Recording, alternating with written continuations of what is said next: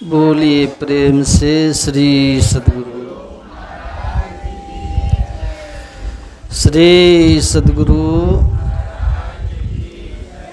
जयकार करने से विकार दूर होता है, इसलिए श्रद्धा और प्रेम के साथ जयकार करें। बोलिए प्रेम से श्री सद्गुरु।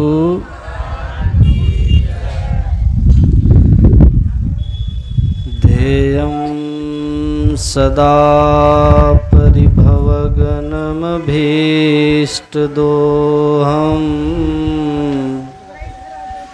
तीर्थास्पदं शिवविरञ्चिनुतं शरण्यं वृत्त्यार्तेऽहं प्रणतपाल भवाब्धिपोतं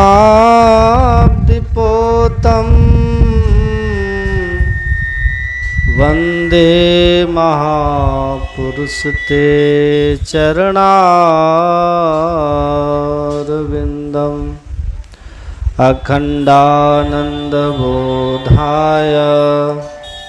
शिष्यसन्तापहारिणे सच्चिदानन्दरूपाय रामाय गुरुवे नमः।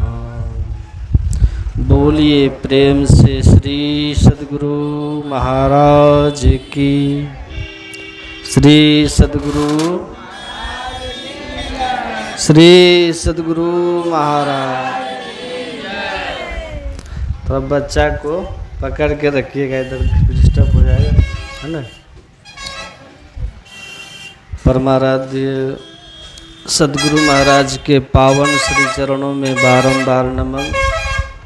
उनके मस्तिष्क स्वरूप पूज्यपाद महर्षि संत सेवी परमानंद जी महाराज के श्री चरणों में बारंबार नमन। उपस्थित सत्संग प्रेमी महानुभावों, पूजनीय माताओं एवं भक्तिमती बहन, परमाराध्य गुरुदेव के पावन श्री चरणों में नमन करते हुए आप सभी कटोरिया के प्रबुद्ध सत्संग प्रेमी महानुभावों, पूजनीय माताओं तथा भक्तिमती धर्मशिला बहनों, आप लोगों को ज्ञात कराया गया है। उधर ही रखिए, थोड़ा सा डिस्टर्ब हो जाता है वीडियो। हम लोग यहाँ श्री अगम बर्नवाल जी और उनके समस्त परिवार, जिनके पुत्र विकास बर्नवाल जी, इनके सुपुत्र हैं,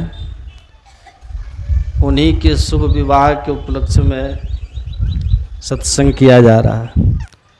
विकास जी का वैवाहिक जीवन सुखी हो, शांतिमय हो, इसलिए आशीर्वाद देने के लिए हम आप सभी लोग उपस्थित हैं। गुरु महाराज से मेरी प्रार्थना है कि जो विकास जी का विवाह है, उनका वैवाहिक जीवन आध्यात्मिक जीवन का आधार बने और उनका लोक भौतिक और आध्यात्मिक दोनों प्रगति हो, सुख शांति हो। मैं उनके वैवाहिक जीवन की सफलता की प्रार्थना करता हूं और आप सबके लिए भी शुभकामना करता हूं। बोलिए श्री। संसार में सब सुख चाहते हैं, ऐसा कोई है जो सुख की इच्छा नहीं रखता है? यह हमारे देश की, खास करके हमारे वैदिक सनातन धर्म की, हिंदू धर्म की, बच्चा को तो पीछे कर दीजिए। हाँ, खींच देगा तो वीडियो गिर जाएगा, वो है ना वो। हाँ, उधर ही रख। बोलिए श्री जोर से बोलिए। जलपान हुआ है ना आप लोग का? श्री सद्गुरु। हमारे वैदिक सनातन धर्म की, हिंदू धर्म की विशेषता है, सबसे बड़ी विशेषता है विवाह का एक धार्मिक संस्कार होना। विवाह, बहुत ध्यान से सुनिएगा, विवाह क्या है? एक धार्मिक संस्कार है। आप लोग भी सुनिए, आपके लिए। दूसरे धर्मों में क्या है? विवाह को धार्मिक संस्कार नहीं माना जाता। विवाह एक कॉन्ट्रैक्ट होता है, उन लोगों में समझौता होता है दो लोगों के बीच में, समाज के लोगों की उपस्थिति में कॉन्ट्रैक्ट होता है। ईसाई धर्म में और फारसी धर्म में, जिसमें दोनों में से कोई एक अपनी इच्छा से उस संबंध को जब चाहे तब उसकी शर्तों को पूरा करके अलग हो सकते हैं। उधर है कि नहीं? उधर है। लेकिन हम लोगों में क्या है? हमारे धर्म में, बहुत ध्यान से सुनिएगा, विवाह संस्कार का वर्णन तो है, लेकिन अलग होने का कहीं कोई वर्णन नहीं। एक बार हिंदी के एक शिक्षक थे, जिनका नाम था, बहुत बड़े विद्वान व्यक्ति थे, डॉक्टर सच्चिदानंद पाठक, हिंदी के शिक्षक थे। किसी बात पर उन्होंने कहा, किसी ने कहा एक पति अपनी बीवी से तलाक ले लिया। बहुत ध्यान से समझिएगा, एक पति अपनी बीवी से तलाक ले लिया। तो उस शिक्षक ने कहा कि भाषा को सुधार के बोलो, भाषा को सुधार के बोलो। का मतलब? का पति को बीवी नहीं होती। बहुत ध्यान, इधर सुनिए, इधर आप ही लोग के लिए हम बोल रहे हैं, आप जब भटक जाएगा फिर गड़बड़ हो जाएगा। क्या बोल रहे थे? का भाषा को सुधार के बोलो, मतलब पति को बीवी नहीं होती, पति को पत्नी होती है ना। एक पति अपनी पत्नी को तलाक दिया, ऐसा हमारी भाषा में नहीं है। एक शौहर अपनी बीवी को तलाक दिया, एक हस्बैंड अपने वाइफ से डाइवर्स लिया। ये है मतलब हस्बैंड और वाइफ डाइवर्स। अंग्रेजी में शौहर, बीवी और तलाक किधर है? फारसी में। लेकिन हिंदी में पति और पत्नी, और कुछ है बीच में? कोई शब्द है? डाइवर्स और तलाक हम लोगों में है, दोनों हिंदी के शब्द हैं ही नहीं। तो हिंदी में तलाक जैसे शब्द नहीं है। क्यों? कि हमारे यहाँ शादी समझौता नहीं है, कॉन्ट्रैक्ट नहीं है, 7 जन्म का बंधन है ना। फेरा है, लेते ना 7 फेरा, 7 जन्म का। बच्चे को हो सकता है तो ले ही जाइए, नीचे ही ले, सुनेगा नहीं, सबको डिस्टर्ब कर देंगे। हाँ, तो कहते हैं ना 7 फेरे, जब अग्नि के फेरे लेते हैं तो वो 7 फेरे 7 जन्म के, 7 जन्म तक के लिए हैं। तो ये हमारे यहाँ का धार्मिक संस्कार है। आप पढ़ेंगे धर्म ग्रंथों में, अपने यहाँ विवाह की बहुत चर्चा है। और जब पढ़ेंगे संतवानियों में, आप पढ़ेंगे, वेद में पढ़ेंगे, उपनिषदों में पढ़ेंगे, तरह तरह के ग्रंथों में पढ़ेंगे, हर जगह विवाह की चर्चा आती है। और विवाह की चर्चा है क्यों? विवाह को अपने यहाँ एक संस्कार कहते हैं। हम लोग हिंदू है ना, वैदिक सनातन धर्मावलंबी है, अपने यहाँ बहुत तरह के संस्कारों की चर्चा है।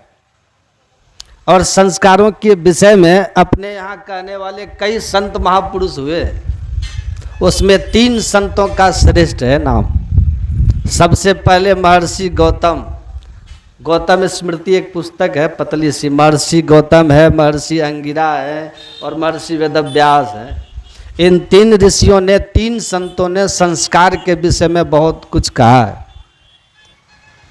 महर्षि गौतम ने मनुष्य के लिए 40 प्रकार के संस्कारों का वर्णन किया है।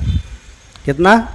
40 संस्कार। जन्म से लेकर मृत्यु पर्यंत यदि कोई 40 संस्कार करे जीवन में और विधि से करे, विधान से करे, नियम निष्ठा से करे, तो उसको मुक्ति तक मिल जाती है।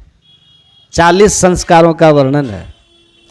लेकिन महर्षि अंगिरा जो थे, उन्होंने देखा ये 40 संस्कार बहुत हो गया, सब कोई इसको कर नहीं पाएंगे। तो महर्षि अंगिरा ने क्या किया? 40 संस्कारों का संशोधन किया और संशोधन करके उसको 25 पे ले आए। कितना? महर्षि अंगिरा ने 40 संस्कार को संशोधन करके उसमें कुछ छांट करके कुछ जोड़ के जो उपयुक्त था 25 संस्कार उन्होंने लाया। लेकिन जब बाद में वेदव्यास जी महाराज आए तब उन्होंने देखा कि ये 25 संस्कार भी सबके बस की बात नहीं है, ये भी सब कोई कर नहीं पाएंगे। तो वेदव्यास जी महाराज ने उस 25 में से भी और 9 को घटा दिया। कितना बचा? अब 16 पर ले आए, उनका संशोधन किए, उस पर विचार विमर्श किए, उस पर चिंतन मनन किए और जो अति आवश्यक संस्कार उनको लगा वेदव्यास को, वो 16 संस्कार महर्षि वेदव्यास ने दिया। जन्म से लेकर मृत्यु पर्यंत ये 16 संस्कार हैं। उसी संस्कार में एक संस्कार है विवाह का संस्कार। विवाह संस्कार अपने यहाँ गर्भाधान संस्कार होता है, पुंसवन संस्कार होता है, जात कर्म संस्कार होता है, मुंडन संस्कार, उपनयन संस्कार है, कर्णभेद संस्कार होता है, केशांत संस्कार होता है। ये बहुत तरह का संस्कार, उसी में एक संस्कार है विवाह संस्कार। और आप पढ़ेंगे ना धर्म ग्रंथों में, संस्कार का अर्थ क्या होता है? सजाना। संस्कार का अर्थ है श्रृंगार करना। संस्कार का अर्थ होता है अपने को सुव्यवस्थित करना, सुसज्जित करना। संस्कार मतलब श्रृंगार करना। अच्छा, ये क्यों दिया ऋषियों ने? और आप ये भी पढ़ेंगे, संस्कार भी केवल मनुष्य के लिए ही दिया गया है। हम लोग जानते हैं ना 84 लाख प्रकार की योनियां होती है, 84 लाख प्रकार का शरीर है। लेकिन 84 लाख प्रकार के शरीरों में केवल मनुष्य के लिए ये संस्कार है। 16 संस्कार केवल मनुष्य के लिए। और यदि मनुष्य ठीक ठाक विधि विधान से बिल्कुल व्यवस्थित होकर के धर्म ग्रंथों के अनुकूल 16 संस्कार से गुजरे तो उसका कल्याण हो जाता, उनका उद्धार तक हो जाता। इसकी बहुत महिमा है। और आप पढ़ेंगे संतवानियों में, संतवानी में बड़ी इसकी महिमा भी है। संत कबीर साहब कहते हैं ना, करी श्रृंगार खड़ी, मतलब श्रृंगार करके खड़े हैं। क्यों खड़े हैं? अपने पति के दर्शन करने के लिए। बहुत वर्णन है। संत कबीर साहब एक जगह कहते हैं, दिन 10 नेहरवा खेली ले निज सासुर जाना हो। दिन 10 नेहरवा खेली ले निज सासुर जाना हो। दूसरी जगह कबीर साहब फिर कहते हैं, मेरी सूरत सुहागिनी जागरी, क्या तुम सोवत मोह निंद में उठ के भजनिया में लागरी। सुहागिन किसको कहते हैं? सुहागिन हमारे गुरु महाराज जी ने इनका अर्थ किया है। सुहागिन उसको कहते हैं जो अपने पति से बहुत प्यार की जाती है, जिनको पति का बहुत प्रेम मिले, पति का बहुत स्नेह मिले, जो पति की प्रियसी हो, जो पति के अत्यंत प्रिया हो, उसको बोलते हैं सुहागिन। तो कबीर साहब कहते हैं सुहागिन। और उधर कहते हैं दिन 10 नेहरवा खेली ले निज सासुर जाना हो। ये कितनी बड़ी बड़ी बातें हैं। और सुनिएगा, मीराबाई ने भी वर्णन किया, उनके भजन में भी पढ़ेंगे। मीरा कहते पिया दूर पंथ महारो झीनो, जो मेरे पिया हैं वो तो बहुत दूर रहते हैं। अब पिया किसको कहते हैं? पिया कहिए या फिर पति कहिए, एक ही बात है ना। अब पदावली में पढ़िएगा, हमारे गुरुदेव ने एक पद लिखा, पद का नाम ही है पीव प्यारा। पदावली में देखिएगा, पीव कहिए या पिया कहिए या पति कहिए, एक ही बात है। अब भागवत में पढ़िएगा, वेदव्यास जी लिखते हैं भागवत में, ब्रज की हजारों गोपियां एक साथ मिलती थी, हजारों की संख्याओं में, और सबके सब प्रातः काल जाती थी, यमुना जी में स्नान करती थी। यमुना स्नान करने के बाद वहीं पर यमुना जी के तट पे जो बालू का होता था ना, बालू, उसी बालू की मूर्ति बनाती थी गोपियाँ। यद्यपि बालू की मूर्ति बनती नहीं, बालू तो भंवर जाता है, रेत वो टिकता है, रेत तो भंवर जाता है।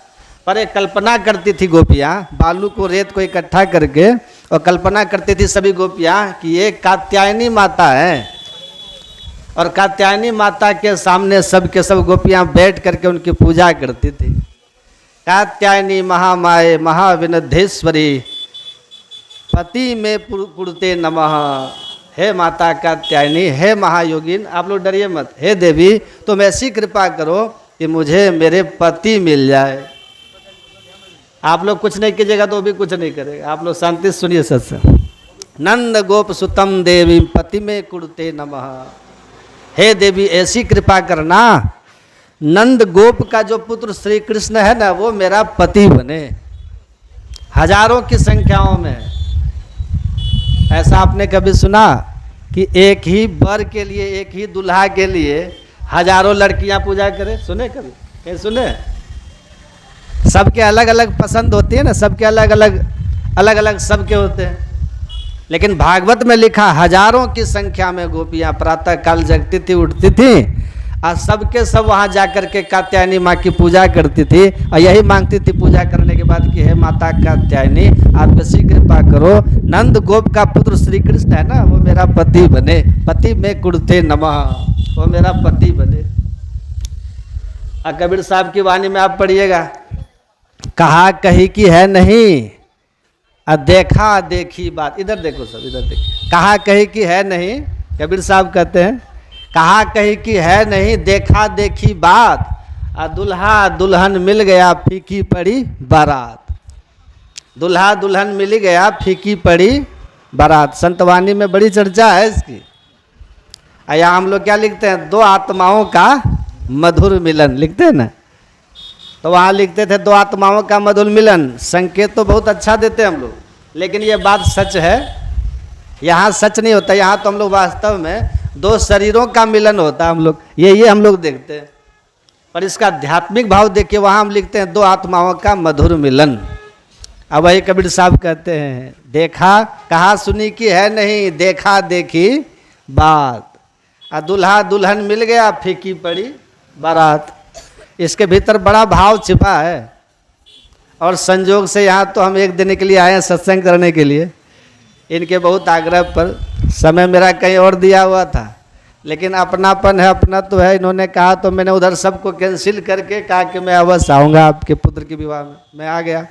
यहाँ सत्संग करके शाम में निकलेंगे, रातों रात हमको फिर भागलपुर पहुँचना है, फिर वहाँ से कटिहार जाना है, सबको कह दिए। तो यहाँ मेरे मन में हुआ कि विवाह के उपलक्ष्य में सत्संग हो रहा है, तो विवाह के विषय पर खूब बढ़िया से आदि अंत, जब तक यहाँ सत्संग होगा विवाह से संबंधित ये सत्संग, विवाह के उपलक्ष्य में ही खूब बढ़िया से हम आप लोग को सुनाएंगे। और पूरा का पूरा ये समझिएगा, जो कंटिन्यू सत्संग सुनते रहेंगे वही समझेंगे, जो हर सीट जो सत्संग बराबर सुनते वही समझ पाइएगा। और जो कुछ हम आपको सुनाएंगे वो सबका मूल आधार संतवाणी होगी। संतवाणी के आधार पर हम आप लोग को सुनाएंगे। और संतों का ज्ञान है कैसा, संतवाणी है कैसी? आपने कई बार सुना होगा, संत वचन वह सुधा, देव भी जिसके सदा भिखारी। संतों का जो वचन होता है ना, वो सुधा होता है। सुधा मतलब अमृत, सुधा का अर्थ होता है अमृत। सुधा कहते हैं अमृत को। हमारे गुरु महाराज की वाणी पढ़िए पदावली में, सतगुरु महाराज जी कहते हैं, सतजन सेवन करत नित सत्संगति करना। सत्संग तो हम घर में करते ही हैं। हम लोग गुरु महाराज जी ने रूटीन बना दिया ना हम लोग को, सत्संग नित और ध्यान नित रहिए करत, संलग्न हो, व्यभिचार चोरी नशा हिंसा झूठ तजना। सत्संग नित और ध्यान नित रहिए करत संलग्न, व्यभिचार चोरी नशा हिंसा झूठ तजना। ये तो रूटीन बना हुआ है, ये तो करना ही चाहिए ना। लेकिन सत्संग से विशेष लाभ कब होता है? तो हमारे गुरु महाराज कहते हैं, सतजन सेवन करत नित सत्संगति करना, अवचन अमीय दे ध्यान श्रवण करी चित्त में धरना। सतजन के सानिध्य में, साधु महापुरुषों के सानिध्य में रह करके गुरु महाराज कहते हैं सत्संग कीजिए। और उनका वचन कैसा है? सत्संग दो ही व्यक्ति ठीक ठीक सुना सकता है। या तो वो ठीक ठीक सुना सकते हैं जिन्होंने खुद करके देखा है, जो अपने भीतर प्रवेश किया है, जो अपने भीतर के दृष्टि को खोल लिया है। साधु सोई निर्मल गुण सारा, अब बारे दृष्टि करे उजियारा। जो अपने भीतर की दृष्टि को खोल लिए हैं, जो भीतर की अनुभूति प्राप्त कर लिए हैं, ये या तो वो ठीक ठीक सत्संग कर सकते हैं, वो किसी को कुछ दे सकते हैं, उनके श्रोताओं को कुछ मिल सकता है, या फिर वो ठीक ठीक सत्संग कर सकते हैं जिनके सत्संग का आधार संत वाणी है, मनगढ़ंत बात नहीं। आप पढ़िए ना पदावली में हमारे गुरु महाराज क्या लिखते हैं। गुरु महाराज जी लिखते हैं पदावली में, मैं ही कही जो संतन भासी, अब बात नहीं निज की। गुरु महाराज कहते मैं वही बात कहता हूँ जो पहले के संतों ने, ऋषि मुनियों ने कही है, उन्हीं की कही हुई बातों को मैं दोहराता हूँ, उन्हीं की बातों को मैं कहता हूँ। एक आधार तो ये हो गया, हम जो भी कुछ कहें वो संतवाणी का आधार हो। जैसे तैसे कुछ हम बोल देंगे, ना आपको अच्छा लगेगा ना हमको संतुष्टि मिलेगी, भले कुछ मनोरंजन हो जाएगा लेकिन वो सत्संग की महिमा नहीं होगी। तो हमारे यहाँ जो विवाह है, विवाह संस्कार सबसे मजबूत संस्कार माना जाता है, इसलिए कि हमारे यहाँ जो 4 आश्रम है, बहुत ध्यान से सुनिएगा, 4 आश्रम है ना। ब्रह्मचर्य आश्रम जब हम विद्यार्थी जीवन होता है हम लोगों का, उसके बाद गृहस्थ आश्रम है, फिर वानप्रस्थ और फिर संन्यास आश्रम। ये 4 आश्रमों की परंपरा थी कभी, अब नहीं है। तो उसमें जो गृहस्थ आश्रम होता था ना, और आज भी गृहस्थ आश्रम बाकी के 3 आश्रमों का क्या है, पिल्लर है जिस पर ये तीनों टिकते हैं। ब्रह्मचर्य, वानप्रस्थ और संन्यास गृहस्थ आश्रम से ही टिकते हैं। ब्रह्मचारियों की सारी व्यवस्था कौन करता है? गृहस्थ करते हैं, माँ बाप करते हैं ना। अच्छा, जब कोई आदमी सन्यासी जीवन में आ गया या वानप्रस्थी में, तो उनका भरण पोषण कौन करता है भाई? कहाँ से चलता है? गृहस्थ से चलता है? तो गृहस्थाश्रम जो है सबसे मजबूत आश्रम है। आप लोग बहुत मजबूत आश्रम में रहते हैं, और जब गृहस्थ आश्रम का जो पवित्र संबंध कमजोर पड़ता है ना, तो बाकी के 3 आश्रम अपने आप प्रभावित हो जाते हैं। बहुत ध्यान से इसको समझिएगा, स्वतः प्रभावित हो जाते हैं। अगर गृहस्थ आश्रम गड़बड़ाया तो बाकी 3 आश्रम अपने गड़बड़ा जाएगा। इसलिए सबसे ज्यादा पवित्रता और सबसे ज्यादा अपने उस लिए हुए 7 फेरों के 7 वचनों पर, संकल्प पर टिकने की आवश्यकता हर गृहस्थ आश्रमों को होती है। अगर यहाँ से मजबूती होगी तो सब ठीक होगा। गृहस्थ बेईमानी का अन्न लेके आएगा, सन्यासी खा के उसका भी मन गड़बड़ हो जाएगा कि नहीं? अन्न का प्रभाव मन पर पड़ता है। ईमानदारी का अन्न हो, अभक्ष उसमें कुछ न मिला हो, मांस मछली मदिरा, तो साधना में आपको मन लगेगा। तो यहाँ ये गृहस्थ आश्रम अगर ईमानदार होगा तो सबको जो है ना 3 आश्रम, उसको लाभ पहुंचाएगा, है ना। बच्चे को तो बिठाना चाहिए सत्संग में, सब सिखाना चाहिए। तो अभी पाठ में सुने ना, माता सीता जा रही है और उनकी जो माँ है, क्या नाम है, सुनैना, वो समझा रही है। पाठ में सुन रहे थे हम लोग, अब बहुत अच्छा से समझा रही है। आप सब लोग के घर में बहू है ना, बेटी भी है, आप भी किसी की बहू है, बेटी है कि नहीं? तो आप लोग भी बहुत ध्यान से सुनिए माता सुनैना का उपदेश। तो माँ कैसा संस्कार समझाती है, देखिए बेटी को। जानते हैं वेद में लिखा है, संस्कारात जनयति जननी भक्ति ही, वेद में लिखा है। मतलब संस्कारात जनयति जननी भवती, केवल संतान को जन्म दे देने से कोई जननी मां नहीं होती। ठीक है। न तरु बांझ भल बाद बियानी, कितना कठोर शब्द का प्रयोग किया गया है।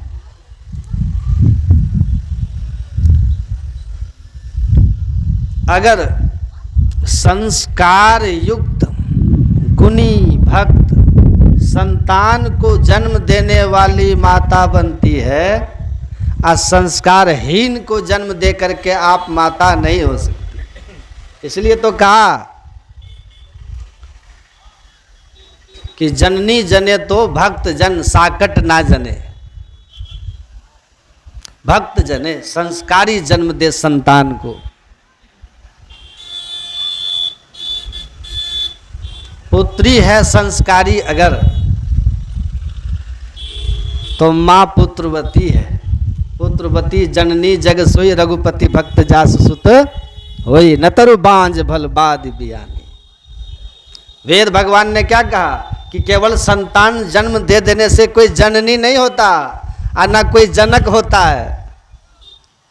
ठीक है। संस्कारी संतान को जन्म देके, भक्त संतान को जन्म देकर लोग माता और पिता बनते। इसलिए वेद भगवान ने कहा कि मनुर्भवः प्रजायत, पहले स्वयं मानवीय गुणों को आप धारण करो, अब फिर मानवीय गुणों से युक्त संस्कारी संतान को जन्म दो, उसका परवरिश करो। संसार में संस्कारी संतान को जन्म देना संसार को सर्वोत्तम दान कहा गया है। ऐसे संतान को आप जन्म देते हैं तो वो पुत्र हो या पुत्री हो, कोई फर्क नहीं पड़ता। जो समाज के काम आता हो, समाज को दिशा दिखाता हो, समाज के, देश के विकास में, संसार के कल्याण की कामना करता हो, संसार के कल्याण के काम आता हो, तो संसार का कितना बड़ा उपकार है, कितना बड़ा दान है। जो सदगुरु महाराज जी की माँ होंगी, माता जनकवती उनका नाम था ना। माता जनकवती के गोद में खेला ऐसा लाल, जिसकी वाणी को सुनकर के दुनिया हुए निहाल। आप सोचिए कि कितना बड़ा उपकार है उनकी माता का। गुरु नानक देव जी महाराज का, संत कबीर साहब के माता पिता का, है ना, संत रविदास, संत तुलसीदास, कितना बड़ा उपकार है संसार पर माता पिता का, जिन्होंने उन लोगों को जन्म दिया है। उससे बड़ा दान कोई कर सकता है? जिसने दुनिया को दिशा दिखा दी। समानता, भाईचारा, विश्व शांति, मेल प्रेम, मोक्ष पाने के लिए मनुष्य को भक्ति का मार्ग, सदाचार का मार्ग कौन दिखाता है? संत ही तो दिखाते हैं। तो कितना बड़ा उपकार है उनके माता पिता का। तो माता सीता को उनकी माता सुनैना कह रही हैं कि ससुराल जा रही हो बेटी तो ख्याल रखना, क्योंकि तुम्हारा विचार और व्यवहार हमारे लिए भी और हमारे समाज का भी मान और अपमान का कारण बनेगा। माता समझा रही है बेटी को, अगर तुम्हारे व्यवहार से सब लोग खुश हुए तो हमारा भी सम्मान होगा, नहीं होगा? जिस बहू के व्यवहार से ससुराल वाले खुश होते हैं, उसके मायके वाले आने पर पूरे ससुराल वाले आदर भी करते हैं, नहीं करते हैं? और जिस बहू के व्यवहार से सब नाराज रहते हैं, उनके मायके वाले भी आए तो लोग थोड़ा सा साइड हट के रहते हैं। स्वाभाविक है, ये स्वाभाविक है, ये आप लोग देखते भी होंगे। तो ऐसा क्यों होता है कि व्यवहार, बच्चे के व्यवहार से परिवार रिश्तेदारों का भी सम्मान बढ़ता है या घटता है? कोई पिता गर्व से लोगों के बीच कहता है वो मेरा लड़का है, मेरा बेटा है, मेरी बेटी है, गर्व से कहता है ना। कई पिता ऐसे भी हैं जो कहीं जाते हैं शादी विवाह में तो लोगों से कहते हैं कि बताइएगा मत कि मैं उसका बाप हूँ या मेरा वो बेटा है। नहीं, क्यों? उससे मेरा सम्मान गिरेगा। और आपके संतान किसी समाज में अच्छा काम किया हो, जस पाया हो, बेटा हो या बेटी हो, तो क्या करते हैं?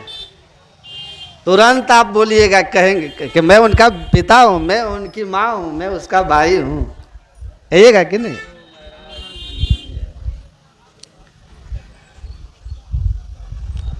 तो माता सीता को कहती है ससुराल जा रही हो बेटी तो पूरे समाज का ख्याल रखना।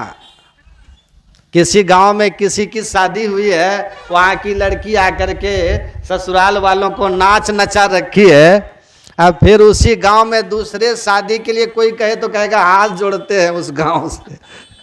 नहीं कहता? एक आई है गांव में, वहाँ से पानी भरवा दे रही है? अब एक की गलती से पूरे समाज को लोग हाथ जोड़ रहे हैं, बताइए पाप है कि नहीं है? पूरे समाज की नाक कटा रखे आप। या कोई आई है और लोग कहे कि उस गांव में हम भी अपने लड़के की शादी करेंगे, वहाँ की लड़की बड़ा संस्कारी होती है, फलाने बाबू की बहू है ना बहुत संस्कारी है, आपको पुण्य होगा कि नहीं होगा? होगा ना। समाज की जस बढ़ाए ना आप। तो माता पिता को इस बात का ख्याल रखना चाहिए और बच्चों को भी, कि उनसे ऐसा कुछ न हो जिससे उनके माता पिता, उसका तो अपना खराब हो ही भविष्य, माता पिता का भी सिर झुक जाए और समाज का भी झुक जाए, समाज का भी।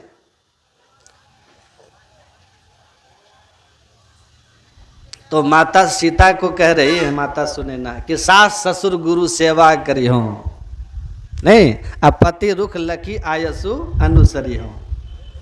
ससुराल में कैसे रहना है? बहू को जा रही हो तो ख्याल रखना बेटी, सास ससुर गुरु सेवा करी हो। सास का, ससुर का, और जो भी गुरुजन है, बड़े श्रेष्ठ जन है, उन सब की तुम सेवा करना, ये शिक्षा दे रही। ये नहीं कि जाते जाते जो है किचन अलग करवा लेना।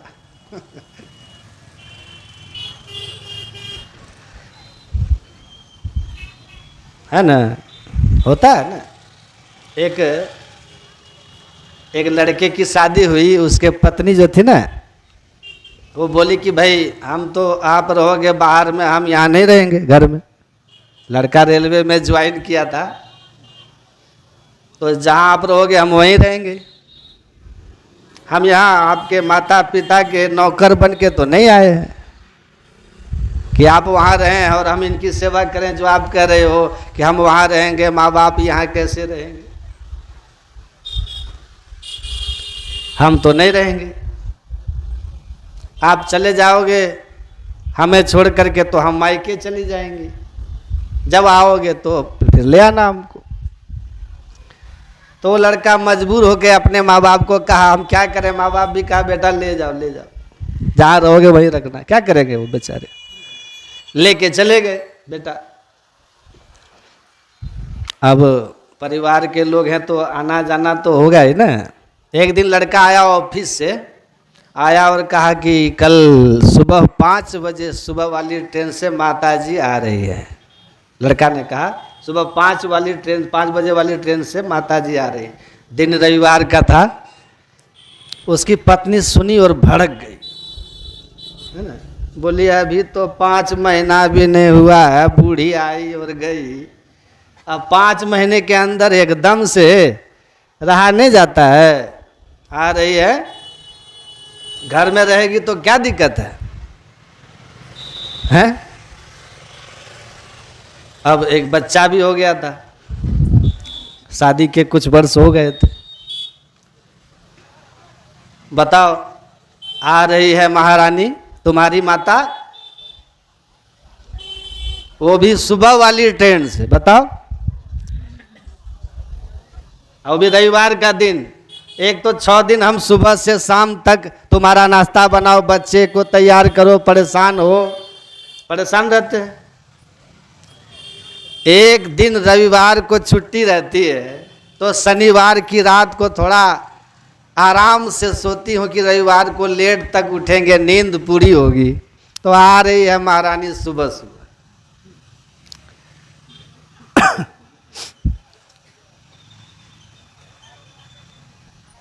तुमको जाना होगा तुम चल जाना, हमको जगाना मत, चुपचाप। हम दरवाजा उठ के नहीं लगाएंगे, बाहर से ताला मार देना। पत्नी कह रही है, और अपना समझना, हमसे सेवा टहल नहीं होगा। तुम्हारे बच्चे का ख्याल रख लेते हैं, यही काफ़ी है। तुम्हारी माँ का ख्याल नहीं रख सकते, हमको बिल्कुल मत जगाना, हम बिल्कुल नहीं उठेंगे, ताला मार देना। बता दे रहे हैं, इसको याद रखना। बोलते जा रही है। रविवार को ही आना था, 5 महीने तो हुए थे। अब बोलते बोलते सांस लेने के लिए थोड़ा रुकी, तब लड़का बोला कि मेरी माताजी नहीं, आपकी माताजी आ रही है। क्या बोला? हाँ, आपकी माताजी आ रही है। अब जैसे लड़का ने कहा कि आपकी माताजी आ रही है, कहती है पहले न बोलना चाहिए, हैं? पहले बोलना चाहिए। बताइए। एकदम खुश हो गई, कहती अच्छा कोई बात नहीं है, आप चिंता मत कीजिए। माँ को देखे हुए 2 महीना हो गया है, मन एकदम बेचैन हो रहा था। उस बेटा को देखे हुए 5 महीना हो गया था, लेकिन इसका 2 ही महीने में मन बेचैन हो गया था। कहा ठीक है कोई बात नहीं, आप चिंता मत कीजिए, आराम से सोइए, हम अलार्म लगा देते हैं, उठ जाएंगे। हम आपको 4:30 बजे जगा देंगे स्टेशन जाके, और माँ को रिसीव कर लेंगे, और इसको भी लेते जाएंगे, बेटा को इसको भी ले जाएंगे। नाती को देख करके नानी देखेगी, नाती को उसका भी दिल खुश हो जाएगा, दिल जुड़ा जाएगा। दादी देखती पोता को तो जैसे दिल झरक जाता, नहीं है? तो ट्विनिंग बदल गई। ट्विनिंग। तो मेरा कहने का भाव ये है कि शिक्षा क्या है? अपनी माँ आ रही है तो सब बढ़िया, कल रविवार है, छुट्टी है, उसको ले जाकर शहर भी घुमा देंगे, मनपसंद पिछली बार साड़ी नहीं दिए थे, खरीदवा देंगे, हैं? सारा कुछ बदल गया, इसलिए कि संस्कार नहीं था। क्या नहीं था? लेकिन माता पुत्री को संस्कार दे रही है। सीता को ऐसा नहीं कह रही है कि हमारे लिए तुम करना, और सास को देख करके बस काल भैरवी शुरू कर देना, और हमारा नाम सुनते प्रभाती राग गाना। कह रही है ऐसा? तो कहती है कि सास ससुर की सेवा करना, और गुरुजनों की सेवा करना। सास ससुर गुरु सेवा करिए, आप पति के रूप को देख करके और तब कोई बात कहना। ये नहीं कि उधर से बाहर से टेंशन लेके ऑफिस का आया, बिजनेस का आया, काम धाम का, और घर पहुंचते आप अपना शुरू हो जाइए, है ना? आप अपना शुरू हो जाइए।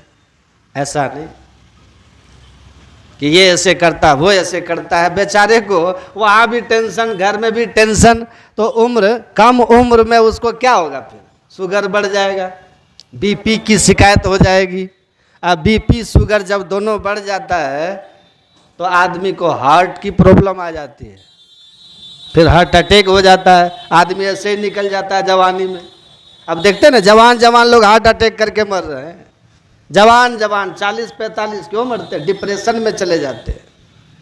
कोई भी व्यक्ति जिसका पारिवारिक जीवन सुखी होगा ना, पति पत्नी में अंडरस्टैंडिंग होगी, जिनके घर में माता पिता पति पत्नी बच्चे एक दूसरे के सपोर्ट कर रहे होंगे, एक दूसरे से प्रेम रखते होंगे, बाहर कितना भी उसके साथ कुछ हो जाए, वह आदमी कभी डिप्रेस्ड नहीं होता है। कभी डिप्रेशन में नहीं जाएगा। लेकिन यहाँ तो वैसा है नहीं, बाहर भी टेंशन लेके आओ, घर में भी टेंशन, तो डिप्रेशन तो होगा ही ना। पत्नी भी डिप्रेस्ड हो जाती है, माइग्रेन हो जाता है, पति भी डिप्रेस्ड रहता है, सुसाइडल एक्टिविटी उसकी हो जाती है, यानी तो अटैक आ जाता है, डायबिटीज शुगर ये सब अस्वस्थ हो जाता है। तो परिवार जो है ना सबसे मजबूत इकाई है परिवार, जहां आदमी का व्यक्तित्व गढ़ा जाता है ना। दिन भर काम करके, दिन भर चारा चुग करके पक्षी को देखिए अपने घोंसले में जाके रिलैक्स हो जाती है। और कभी रात में देखें चाय चुई चाय चुई चाय चुई, शांत पक्षी को देखिएगा। शाम में चहचहाई, बच्चे उनके घोंसले में है, किसी घोंसला में नहीं भी है, आया और शांति से वो गुजरते हैं। फिर सुबह चहकते हैं, वो लड़ते नहीं है, चहकते हैं। आप देखिएगा। और मनुष्य को आप देखिए, देर रात तक हंगामा खड़ा किए हुए रहता है, हल्ला हंगामा चल रहा है, डीजे बज रहा है? शांति नहीं है मनुष्य को। चिड़िया के घोंसले से भी ज्यादा अशांत मनुष्य का यह आशियाना है, घोंसला है, घरौंदा है। वो मनुष्य किस बात का मनुष्य है? अब वो घर किस बात का घर है? घर तो प्रेम से बनता है, बाकी तो मकान होता है ईंट पत्थर का। ईंट पत्थर से कितनों सजा लीजिए, वो मकान है। मेल प्रेम में स्वर्ग है, वो घर है। सुख है, शांति है, सुकून है, चैन है। और जहाँ मेल प्रेम खत्म हुआ सब, वहाँ अशांति आ जाती है। और नरक कुछ और होता नहीं है। जब मनुष्य अपने अंदर में बेचैनी, अशांति महसूस करने लग जाए तो नरक ही तो है। ध्यान सत्संग कीजिएगा, विवेकी रहिएगा। ध्यान करने से बीपी लो होता है, समझ रहे ना? दिमाग शांत ध्यान करने से। जिसके जीवन में टेंशन नहीं है उसको काहे शुगर होगा जी? शुगर खाने से थोड़ी होता है, शुगर टेंशन से होता है। ध्यान करोगे, सत्संग करोगे, टेंशन ही नहीं आएगा। All tension without any tension is called meditation. तो जो मेडिटेशन करेंगे तो विदाउट टेंशन हो जाएंगे। अब मेडिटेशन करेंगे ही नहीं तो फिर क्या होगा? क्या होगा? छोटी छोटी समस्याओं में टेंशन हो जाए तो बीमारी होगी ना। ध्यान सत्संग करो, मस्त रहो, जीवन में मस्त रहिए। तो विवेक जब होगा तो मति प्राणपति से प्रेम परमात्मा में होगा, तो अपने आप आपका संसार भी संवर जाएगा, संसार भी संभल जाएगा। जीवन का असली आनंद वही लेता है जो आदमी नियम से ध्यान और सत्संग करता है। यानी तो आप धनवान हो जाइएगा, आप ऊंचे पद वाले हो जाइएगा, लेकिन आप आनंद वाला नहीं हो सकिएगा। जीवन का आनंद अगर चाहिए तो सत्संग और ध्यान कीजिए, इसको नियम पूर्वक कीजिए। तो इसलिए कहा मुद मंगल में संत समाजू, जो जग जंगम तीर्थ राजू। ये जो चलता फिरता हुआ तीर्थराज प्रयाग सत्संग है, साधु महात्माओं का संग है, ये हमारे आनंद और कल्याण की जड़ है। इस आनंद और कल्याण के जड़ रूपी तीर्थराज प्रयाग में खूब प्रेम से आइए, सुनिए, समझिए और डुबकी लगाइए, तो आपका जीवन देखिए आनंदमय और कल्याणमय हो जाएगा। इस लाइन को एकदम कंठस्थ आप लोग करके याद कर लीजिए, इसको रोज दिमाग में घुमाइए। कौन? कि मास फागुन मस्त होय किए बहुत बनाव हो, आ ऊँचे महलन जड़ित मणिगण सुख तब हो नहीं पाव हो। कोल भल अरु रूप भल अरु तिरिया भल पायो सही, आ सुख तब हूँ ना मिले बिनु ध्यान के सपनों कहूँ। मतलब संसार की सारी व्यवस्था आप कर लीजिए, लेकिन अगर सत्संग और ध्यान आप नहीं करते हैं एकदम नियम से समय निकाल कर, तो आप सुखी नहीं हो पाइएगा। जीवन में आपको शांति नहीं मिलेगी। और जिसके जीवन में सुख और शांति नहीं है, उससे बड़ा दरिद्र दुनिया में कोई नहीं है। है ना। सबसे बड़ा दरिद्र आदमी वही है। पूज्यपाद तुलसीदास जी महाराज रामचरितमानस में कहते हैं, भैया बिना सत्संग के ये विवेक नहीं होगा। जीवन में विवेक अगर चाहिए तो सत्संग तो करना ही पड़ेगा।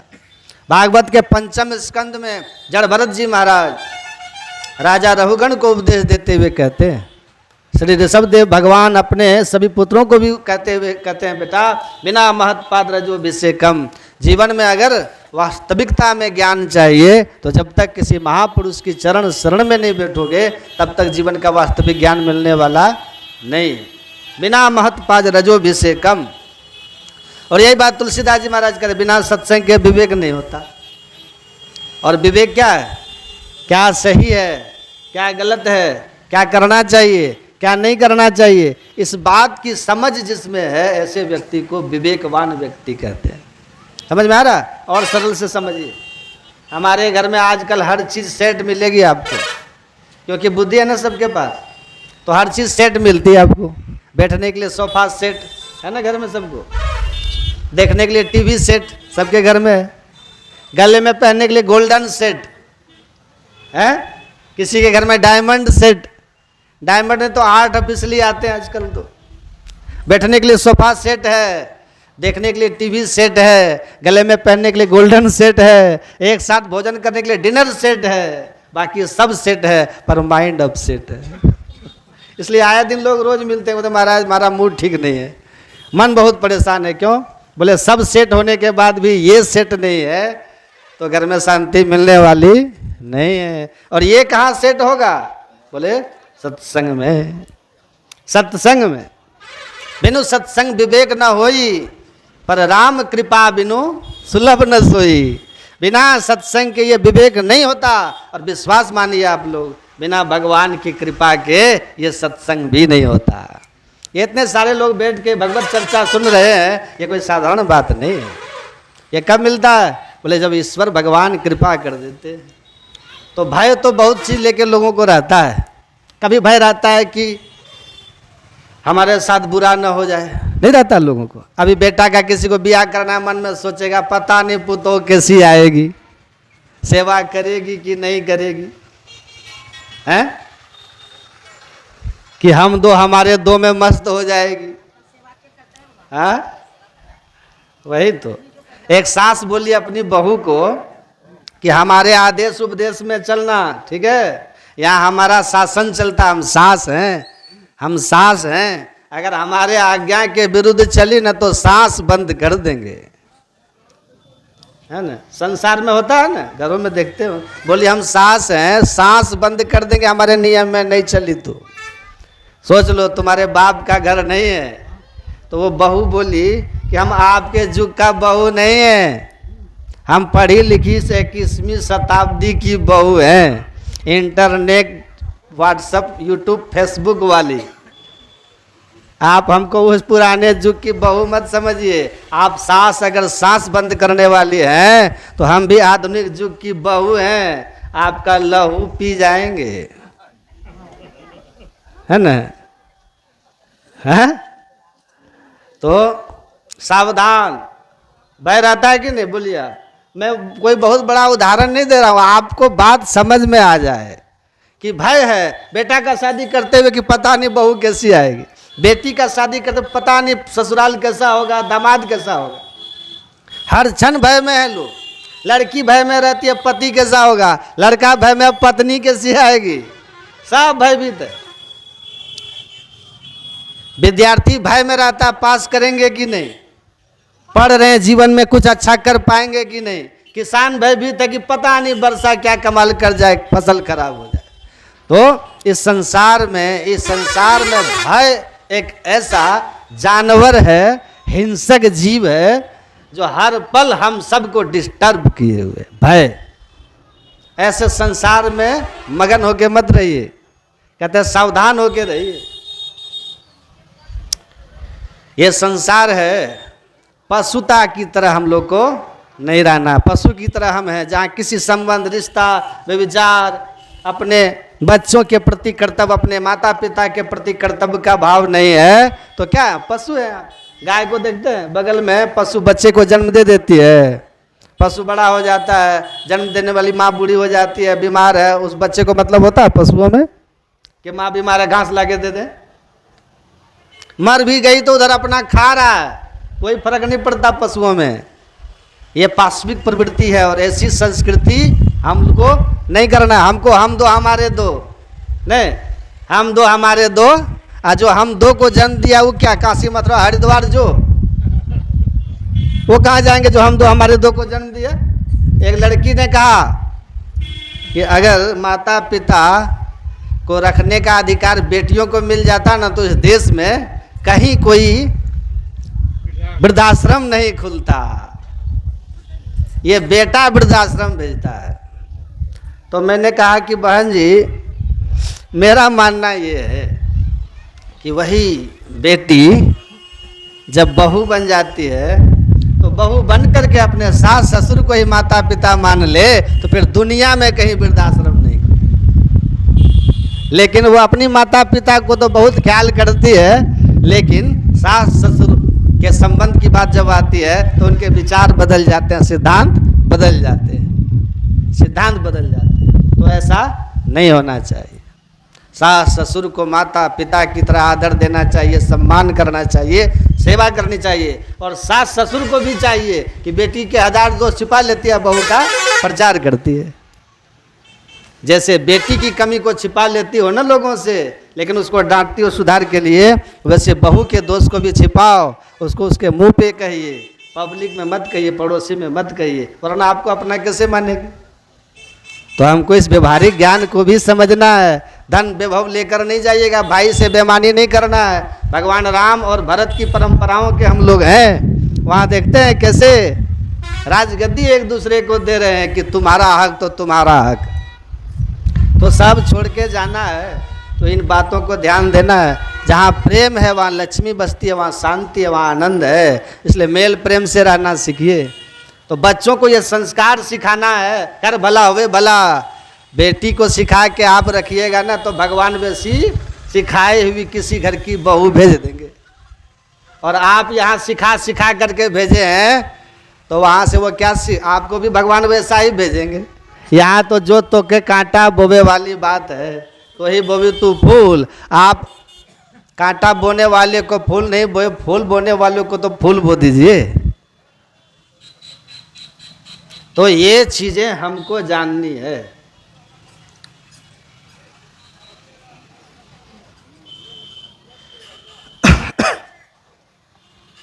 तो साथ ही साथ जो सबसे अहम बात, अब बहुत ध्यान से सुनिए, कि मेल कहाँ होगी। हमारे गुरुदेव कहते थे आध्यात्मिकता में मेल होगी। मेल आध्यात्मिकता में, आध्यात्मिक बनिए। रविंद्रनाथ टैगोर नाम सुने हैं ना, उन्होंने लिखा है, बहुत ध्यान से सुनिए, जो विवाह का आध्यात्मिक अर्थ अब समझिए। विवाह का आध्यात्मिक अर्थ समझिए। विवाह एक धार्मिक संस्कार ऋषियों ने बड़े रिसर्च के बाद बनाया। क्यों बनाया? पशुओं में कोई काम नियंत्रण नहीं होता है पशुओं में, इसलिए पशु मुक्ति कभी नहीं पा सकते। उनमें मुक्ति का मार्ग भी नहीं होता, मोक्ष का द्वार नहीं होता। अनियंत्रित काम वासनाओं को एक पुरुष और स्त्री में बांध करके उसको मर्यादित किया जाता है, और ताकि आप संयम के जीवन जी करके पशु की श्रेणी से ऊपर उठ सके। इसलिए वैवाहिक जीवन है। साथ ही साथ ऋषियों ने कहा, रविंद्रनाथ टैगोर ने कहा, शादी में जब लड़का दूल्हा लड़की यानी दुल्हन को क्या करते हैं, सिंदूर लगाते हैं। कहाँ? तो इसको क्या बोलते हैं, मांग भराई। नहीं, लड़का जो सिंदूर लगाते हैं, माथे में जो सिंदूर लगाते हैं, मांग में सिंदूर, मांग भराई कहते हैं। मांग भरा नहीं कहते हैं। आप इसको सुनो और समझो, इस शब्द को समझो, मांग भरा। तो लड़की की मांग बंद हो जानी चाहिए, हो जानी चाहिए। शादी के बाद उसकी मांग शुरू होती है और लड़का परेशान हो जाता है मांग पूरी करते करते। होता है कि नहीं? अब वो कहते हैं कि इसको बोलते हैं मांग भरना। लड़के ने मांग भर दिया, मतलब अब मांग नहीं रही, मांग नहीं रही कि अब मांग शुरू हुई। कल तक बेचारा 8-9 बजे तक उठता था, मम्मी जगा रही है, कोई मतलब नहीं है, सोया हुआ है, और अब ऑर्डर हुआ, उठ के तैयार हो गया, महागुरु आ गए, महागुरु। रामकृष्ण परमहंस कहते थे, 2 बार गए अपने एक शिष्य के पास कि हमको आधा मीटर लाल कपड़ा चाहिए, किताब रखना है। और दुकानदार था, वो कपड़े का दुकान, गुरुदेव पूरा थन है, काटेंगे तो गड़बड़ा सकता है। थान के अंत में, कपड़े का जो थान होता है ना, का थान के अंत में कुछ बच जाता है ना, तो वो मैं पहुंचा दूंगा गुरुदेव। नहीं पहुंचाया, 3-4 दिन बाद फिर रामकृष्ण परमहंस आए, कहा क्या हुआ? कहा उस थान का सब कपड़ा पूरे हो गया, बचा ही नहीं, इसमें से आधा बिक गया है, इस बार पहुंचा देंगे, बचेगा जरूर बचेगा, पहुंचा देंगे। उनकी पत्नी ने देखी ऊपर से, रामकृष्ण परमहंस देव को ऊपर से देख ली, नीचे दुकान था, बुलाई, कहा गुरुदेव क्या बात है? तो आए थे कपड़े के लिए ऐसे ऐसे, तो उस बार आए थे तो नहीं दिया, बोला बचेगा तो दे देंगे, बोला सब बिक गया। कहा कि गुरुदेव, उनकी पत्नी आराम से बैठा करके आदर सत्कार की और उनको रिक्शा पे बिठा के कह कि आप चले जाइए दक्षिणेश्वर, और दुकान बंद करके पति जब आया ना, तो पत्नी बोली कि गुरु महाराज जी आए थे तो आपने उनको कपड़ा नहीं दिया। तो कहा हाँ बचेगा तो पहुंचा देंगे। बोली अभी जाइए दुकान, जाइए पहले ताला खोलिए, दुकान खोलिए। गया, दुकान खोला, कपड़ा काटा और जा करके रिक्शा से दक्षिणेश्वर पहुंचा के 1 घंटे के बाद लौटा। आ गया, जब वहाँ कोई, वो एक लालटू नाम के एक सेवक थे, रामकृष्ण परमहंस के सेवक थे, तो उन्होंने रामकृष्ण परमहंस से कहा कि गुरुदेव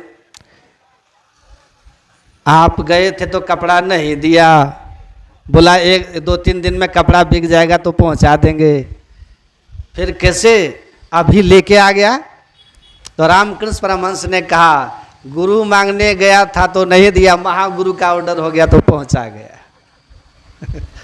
महागुरु का ऑर्डर हुआ तो पहुंचा गया, तो महागुरु हुई कि नहीं?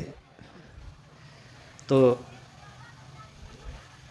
महागुरु का ऑर्डर शुरू होता है, लड़का पूर्ति करने में ठंडा हो जाता है। तो कहते हैं रविंद्रनाथ टैगोर की जो मांग भराई है ना, ये एक आध्यात्मिक शब्द है, इसका एक आध्यात्मिक मैसेज है, ये एक प्रतीक है। ये विवाह की मांग भरा गया, मतलब अब दुल्हन कुछ नहीं मांगेगी, उसकी मांग पूरी हो गई। ये मांग पूरी कब होती है? बिनु संतोष न काम न साही, काम अछत सुख सपने हो नाही। राम भजन बिनु मिटहि की कामा, थल विहीन तरु कबहु की जामा। बिनु संतोष न काम न साही, जब तक संतोष नहीं आएगा तब तक मांग खत्म नहीं होगी, कामनाएं खत्म नहीं होंगी। और ये मांग कब खत्म होती है? जब परमात्मा की भक्ति में परिपूर्णता आती है। नवधा भक्ति सुने हैं ना आप लोग? गुरु महाराज क्या कहते हैं कि नवधा भक्ति में जो 7वीं भक्ति है, सातम समोहिमय जग देखा, संपूर्ण संसार को परमात्ममय देखता है, और मोते अधिक संत करी लेखा।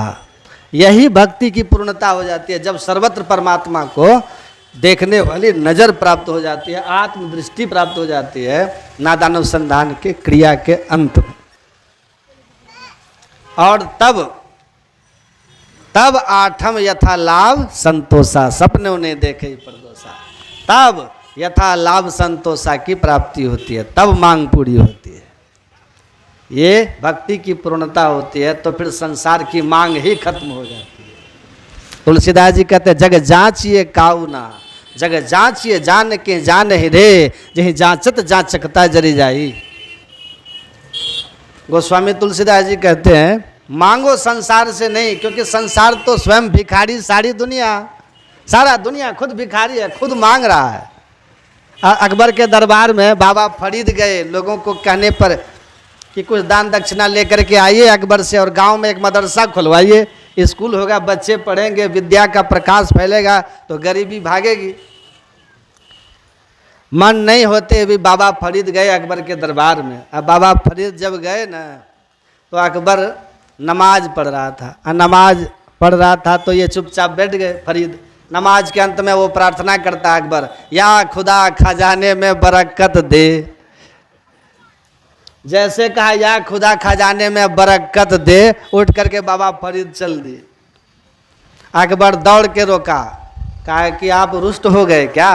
अकबर उनका बहुत सम्मान करता था, बाबा फरीद का। अकबर को कोई संतान नहीं थी, कहते उन्होंने ही उन्हें बताया था कुछ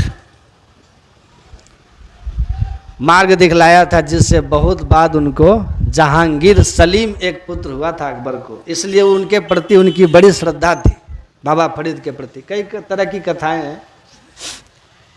तो जाने लगे तो कहा नहीं रुष्ट नहीं हूँ अकबर। कहा मैं नमाज पढ़ रहा था, मुझे लगा देरी हो गई। बोला नहीं कोई भी गुरु, कोई भी संत, कोई भी महात्मा, कोई भी सज्जन किसी को ध्यान पूजा करते हुए देख करके दुखी नहीं होता, खुश होता है। तो कहा कहाँ आए थे और चल दिए?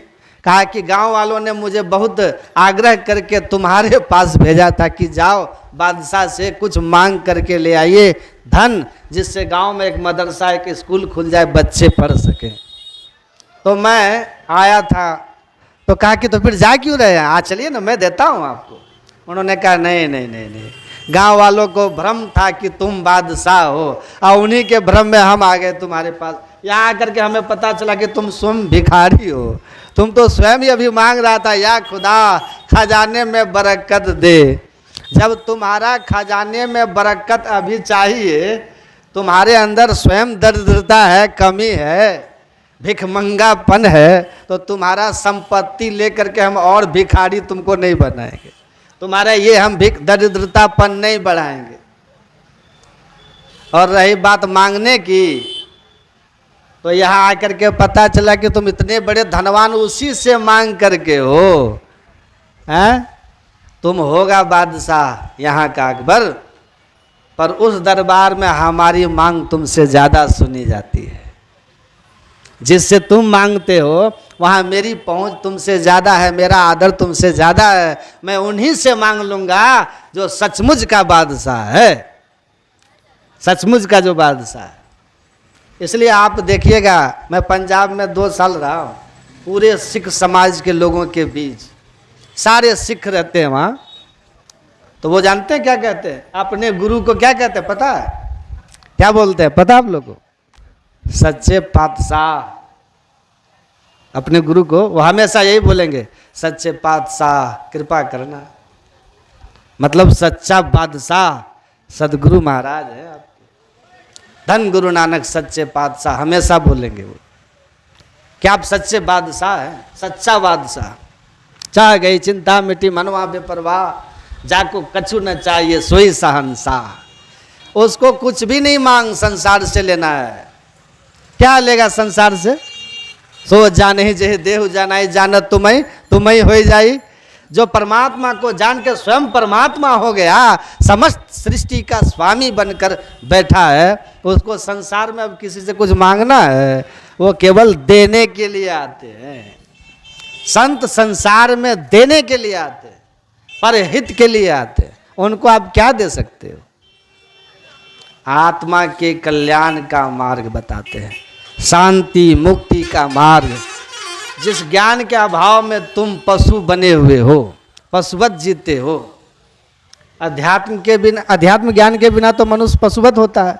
संत सदगुरु के ज्ञान के बिना तो लोग पशु होते हैं। तभी तो जो सदगुरु के शरण में जाते हैं तो सदगुरु पशु मानुष करे, उसमें मानवीय गुण डालते हैं। उसका खान पान, आचार विचार व्यवहार सब सुधार देते हैं। पाप कर्म से हटा के सदाचार में लगाते हैं, तब मनुष्य बनता है। ईश्वर भक्ति और सदाचार दोनों जिसमें है, गुरु महाराज कहते हैं वही सही अर्थ में मानव है। अने तो मनुष्य और पशु में अंतर ही नहीं। तो परमात्मा का ज्ञान सच्चा बादशाह बना देता है। और ये ज्ञान कहीं दुनिया में मिलता नहीं है, किसी हाट बाजार में मिलता नहीं है।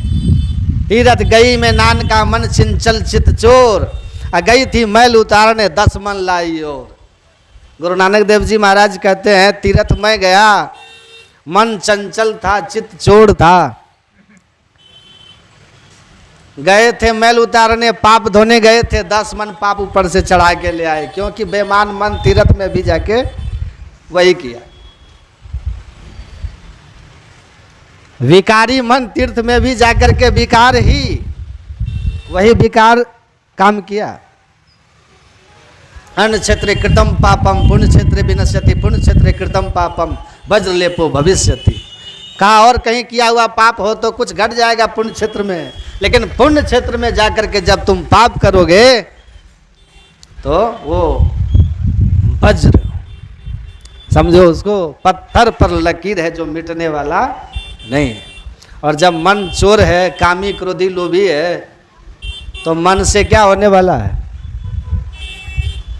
ऐसा बिगड़ा हुआ मन वहां भी जाकर के तो वही करेगा ना। तो इसीलिए उन्होंने कहा गुरुमुख होय सो काया खोजे खो, और सब भ्रम भुलाही, अमृत सर यह शरीर है ज्ञान रतन प्रकट होही। गुरु नानक देव जी महाराज कहते हैं जो सच्चे गुरु के शिष्य होते हैं वो अपने काया में खोजते हैं। ये अमृत सर है, ये शरीर ही अमृत सर है। अपने शरीर में खोजेंगे, निज तन में खोज सज्जन बाहर न खोजना। भगवान कृष्ण क्या कहते हैं? हे अर्जुन, ईश्वर सर्वभूतानां हृदय से अर्जुन तिष्ठति। ईश्वर सब जीवों के हृदय में वास करते हैं। यंत्रा रूढ़ान ने माया तनेव शरणम गच्छ सर्वभावेन भात स्थानम प्राप्य शशि शाश्वतम। हे अर्जुन, परमात्मा सब जगह रहते हैं, लेकिन परमात्मा जो हृदय स्थित है ना, सब जगह रहने के कारण हमारे हृदय में भी है। और जो हृदय स्थित परमात्मा है उसी परमात्मा की तुम शरण में जाओ। गीता के 18वें अध्याय के 61वां 62वां श्लोक पढ़िए। कहते हैं हृदय स्थित परमात्मा। किस परमात्मा के शरण में जाऊं, किस परमात्मा की खोज में जाऊं? कहा जो परमात्मा हृदय स्थित है, उस हृदय स्थित परमात्मा के शरण में जो जाता है, जो उनकी ओर चलता है, फिर वह परम शांतिमय स्थान को पाता है, जहां जाकर के फिर जीव को कभी जीवन में दुख नहीं होता, कोई मांग नहीं रहती, वो पूर्ण काम हो जाता है, वो मोक्ष को प्राप्त कर लेता है। लेकिन हृदय स्थित परमात्मा की ओर चलिए तो मांग भर जाएगा, फिर मांग नहीं रहेगी। जीव पीव की ओर चले, नेहरवा हमको नहीं भावे, साईं की नगरी परम अति सुंदर, जो कोई जाए न आवे। आगे चलूं राह नहीं सूझे, पीछे दोष लगावे, अकेही विधि ससुरा जाऊं मोरी सजनी, बिरहा जोर जनावे, विषय रस नाच नचावे। बिन सतगुरु कोई नहीं आपन, जो यह भेद बतावे। कहे कबीर सुनो भाई साधो, अपने में प्रीतम पावे, तपन यह जिए की तब बुझा। नेहरवा हम का नहीं भावे, भव सागर मोरा नैहर सजनी, निर्गुण मेरा सासुर हो, आबती बटिया भूलन हो सखिया, काय कहिल बड़ जोर है। कबीर साहब कहते ये भव सागर नैहर है, ये हमको अच्छा नहीं लगता है। हमारे पति का जो नगर है ना, बड़ा खूबसूरत है, जहाँ जो गया फिर लौट करके नहीं आता। यद गत्वा न निवर्तन्ते तद्धाम परमम मम, जहाँ जाकर जीव दुख में संसार में नहीं आता। जहाँ माता सबड़ी जाती है, तजी जोग पावक दे हरिपद लीन भई, जहाँ नहीं फिरे। बड़ा सुंदर नगरी है साईं का, लेकिन करूं क्या? रास्ता बताने वाला कोई है ही नहीं, जहाँ कोई जाए ना आवे। जो गया वो लौट के नहीं आया, उस धाम में गया उधर का ही रह गया, कौन बतावे? कहाँ उतते सदगुरु आइया, जाकी मति है थीर। वहाँ से संत सदगुरु महाराज आते हैं। किस लिए आते हैं? जीव हित आप ही आवे, सूरत को आई तारा है। वही ईश्वर के रूप, वही ईश्वर परमात्मा जब संत सदगुरु के रूप में आते हैं हमारे बीच, तब आ करके हमको ये रास्ता बताते। कहते नैहर में हूँ विषय रस नाच नचावे, भवसागर में रूप रस गंध स्पर्श शब्द, ये 5 विषयों में क्या आशिक 5 इंद्रियां और हमारा ये मन हमको नाच नचा रहा है। शांति चैन कभी महसूस नहीं होने देता। मैं इससे छूट करके अपने पिया के देश जाना चाहती हूँ। सब सखिया मिली एक मत कीजिए, चलिए पिया के देश। अब पिया मिले तो बड़े भाग से, नहीं तो कठिन कलेश। बुलंदास जी महाराज कहते हैं सब संत मिल करके एक मत होके कहते हैं कि अगर संसार के दुख से छूटना चाहते हो, विषय के नाच, विषय जो नाच नचा रहा है उस नाच से बचना चाहते हो, मन जो तुमसे मांगते रहता है, रूप रस गंध स्पर्श शब्द का भोग मांगता है। कबीर साहब कहते हैं मांगी मांगी वह राजा हो गए, तू दाता तज देत, मनवा अजब तुम्हारो खेल इत उत जीव ही देत है ढकेल। ये मन इंद्रियों के संग में होकर विषयों की मांग करते रहता है और तुम इसकी मांग भरते रहते हो। अब परिणाम ये होता है कि ये मन तुमको विषय मांग करते करते पाप पुण्य से बिल्कुल ख्याल हट जाता है, दुर्लभ मनुष्य जन्म से तुमको फिर नीचे धकेल देता है, 84 में भेज देता है। संत सदगुरु आते हैं, ये भेद बताते हैं। साईं की नगरी कैसे जाओगे? वो कहते हैं कहीं बाहर मत जाओ, बाहर भ्रमण बाल खेल जैसा, अभी अंतर धसु हो। बाहर का भ्रमणा बालक के खेल जैसा है। पिया का देश जाना चाहती हो तो अपने अंदर में चलो, अपने में प्रीतम पावे, हृदय स्थित परमात्मा को पाओगे। निज तन में खोज सज्जन बाहर न खोजना, अपने ही घट में हरि अपने में खोजना। उस पिया की खोज करने वाला हमेशा के लिए दुख से मुक्त हो जाता है। सोए सुख सेज तू और खसम एके। पलटू साहब कहते हैं जिस दिन वो पिया मिल गए ना, सुख से सोना, ऐसा सुख से सोओगे ना कि तुम और खसम एक है, तुम और पिया दोनों एक ही हो जाओगे, दोनों एक ही हो जाओगे, अलग होके नहीं रहोगे। मीराबाई कहती है ना कि श्याम को पाने में गई, लाली मेरे लाल की जिद देखूं तितलाल, लाली देखन में गई, मैं भी हो गई लाल। और एक संत हुए बुल्ला साहब, वो कहते हैं ये रांझा रांझा आंख दे मैं ही रांझा होई, नू मैं कमली रांझा दी। मैं रांझा, हीर रांझा आप लोग सुने होंगे, हीर रांझा एक कहानी है लैला मजनू की तरह, प्रेमिका का। तो कहते हैं कि मैं रांझा रांझा करते करते हीर जो है, हीर कौन है? जीव है। हीर साज श्रुति पीव पर चली, ये जीव रूपी सूरत जो है यही हीर है, प्रेमिका है, जो प्रेमी रूपी परमात्मा रांझा को ढूंढने निकली है। वो कहते हैं मैं रांझा रांझा करते करते मैं रांझा ही हो गई, सब शब्दों मैंने रांझा दिखे, हीर ना आँखों कोई। और अब हमको सब जगह केवल और केवल बस रांझा दिख रहे हैं, परमात्मा दिख रहे हैं, पति दिख रहे हैं। अब मुझको कोई हीर ना कहो, क्योंकि अब हीर हीर नहीं है। सो सुख सेज तू और खसम एके। अब हीर जो है वो रांझा को पाकर रांझा हो गया। जैसे गुरु महाराज कहते हैं हम प्रभु प्रभु हम एक ही होई, द्वंद्व द्वैत रहे नहीं कोई। अब कोई द्वैत नहीं रहा, I and my father both are one. ईसा मसीह कहते मैं और मेरे पिता दोनों एक हैं। वहाँ पुत्र पिता का भाव है और यहाँ पति पत्नी प्रेमी प्रेमिका का भाव है। तो जीव जो है पीव को पाकर कह रहा है कि मैं अब पीव हो गया। तुमको दिख रहा होगा शरीर हमारा, इसलिए तुम हमको जीव समझ रहे हो, पर मैं पीव को पाकर अब पीव हो गया हूँ, एक मेघ हो गया हूँ। नदी समुद्र में मिलके सागर हो गई है। यथा नद्या संत माने समुद्रे हस्तम गच्छन्ति नाम रूपे विहाया, तथा विद्वान नाम रूपाद विमुक्त परात पर पुरुष मुपेति दिव्यम। नदी जैसे समुद्र में मिलकर समुद्र हो जाती है, नदी नदी नहीं रह जाती, वैसे जीव जो है पीव से मिल करके पीव हो जाता है। और इसके लिए कहीं बाहर भटकने की जरूरत नहीं है। इदम तीर्थम भरमंते तामसा जना, आत्म तीर्थम न जानाते कुर्तो मोक्ष वराणने। भगवान शिव कहते हैं हे पार्वती, यहाँ तीर्थ में वहाँ तीर्थ में, ये सब भटकने वाले लोग हैं, अंत में अल्प बुद्धि के होते हैं, अध्यात्म ज्ञान से विहीन लोग होते हैं। जो आत्म तीर्थ को जान लिया वही मोक्ष का अधिकारी हुआ। इसीलिए न देवो स्वात्मन परः, अपने देवता आत्मा की खोज ही सबसे बड़ी खोज है।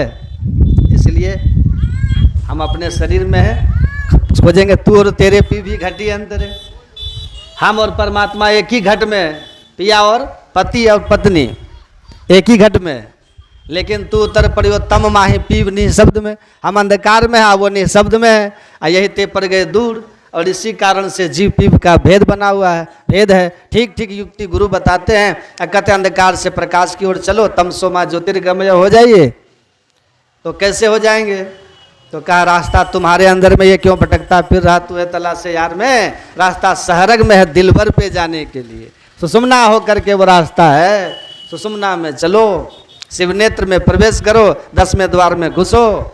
कैसे घुसोगे भाई? मन ऐरावत हो ही रहा के सेवा में समाओ, रास्ता बहुत सूक्ष्म है, मन हाथी है, कैसे घुसेगा? तो कहा मन महीन कर लीजिए तब पिउलावे हाथ। भैया हाथ कब आएंगे? जब मन महीन हो जाएगा। महीन कब होगा? जब विषयों की ओर से मुड़ेगा। कुछ दल बहादुर बाबा कहा करते थे, चूहा के पूंछ में सूप बांध के कहो बिल में घुस जाए तो घुसेगा। वैसे ही जिसके अंदर संसार की मांग है वो इतना फैला हुआ मन वाला 10वें द्वार में नहीं जाएगा। उसके लिए मन की मांग को मिटाना होगा, और मन की मांग, सात्विकता जब आती है तो संसार की मांग घट जाती है। रजोगुण में संसार की मांग रहती है, तमोगुण में निद्रा आलस भय रहता है, आदमी नहीं रहता। और रजोगुण में आदमी संसार की मांगों के पीछे पागल होकर भागता रहता है, मेहनत करता रहता है। जो सब छोड़ के जाने वाला है, जो शांति नहीं देने वाला है, उसी के पीछे लगा रहता है रजोगुणी आदमी। और सतोगुण में संसार से आदमी की अनासक्ति रहती है, मन प्रसन्न रहता है और संसारिक कामनाएं एकदम दबी हुई रहती है। तो इसलिए सात्विक भाव लाने के लिए सबसे पहले उस महीन रास्ता में जाना है। तो हाथी मन को महीन कीजिए, तामसी राजसी गुणों से मुक्त करके इसको सात्विक बनाइए। और इसके लिए सबसे पहले आपको 2 काम करना है। गुरु जाप मानस ध्यान मानस कीजिए दृढ़ साध कर, इनका प्रथम अभ्यास कर श्रुति शुद्ध करना चाहिए। श्रुति शुद्ध हो जाएगी, संसारिक मांग छुटी तो श्रुति शुद्ध हुई, सात्विक हो गई। और तब सुषुम्ना में प्रवेश करने के लिए 2 नैना बिच सन्मुख देख, एक बिंदु मिले दृष्टि दौरे। दृष्टि योग की क्रिया करते हैं, इसकी विधि जान के जैसे ही दृष्टि की युगलधारों को आप एक निश्चित स्थान पर गुरु के निर्देशानुसार दृष्टि योग की साधना से केंद्रित करेंगे तो युगल दृष्टि की धारें जैसे केंद्रित होगी और इड़ा पिंगला के संजोग होते ही आपके अंदर में अंत प्रकाश हो जाएगा, सुषुम्ना उन्मेष हो जाता है। अगल बगल कहीं दृष्टि न डोले, सन्मुख बिंदु पकड़ लागे, सुखमनिया में मोरी नजर लागे। तो ब्रह्म ज्योति खुल गई अंतर में, निशी अंधियारी हदस भागी, अंधकार हट गया, प्रकाश में आपका गमन हो गया।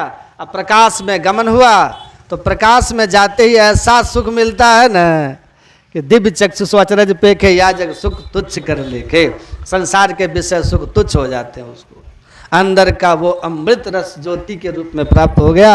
अमृत सर ये शरीर, अमृत सर मतलब सरोवर, असली अमृतसर गुरु नानक देव जी कहते हैं वहाँ नहीं है, असली अमृतसर तो तुम्हारे अंदर में है। यह शरीर ही अमृतसर है जिसमें अमृत का सरोवर है। वह अमृत का सरोवर 10वें द्वार में घुसो तो मिलेगा। पहला वो अमृत 2 रूपों में, अंतर्ज्योति अंतर्नाद के रूप में। तो 10वें द्वार में जाता है ना, सुखमणि के झीना नाल से अमृत की धारा बह रही। प्रसेन नेत्राभिभ्याम सुसमाहितम अमृतम पिबेत, नेत्र को सुसमाहित करके अपने अंदर में अमृत का पान कीजिए। वो 10वें द्वार में प्रवेश कीजिएगा सुषुम्ना में, वहीं से अंतर ज्योति रूपी अमृत मिलेगा और फिर अमृत अंतर्नाद रूपी मिलेगा। और इन दोनों अमृत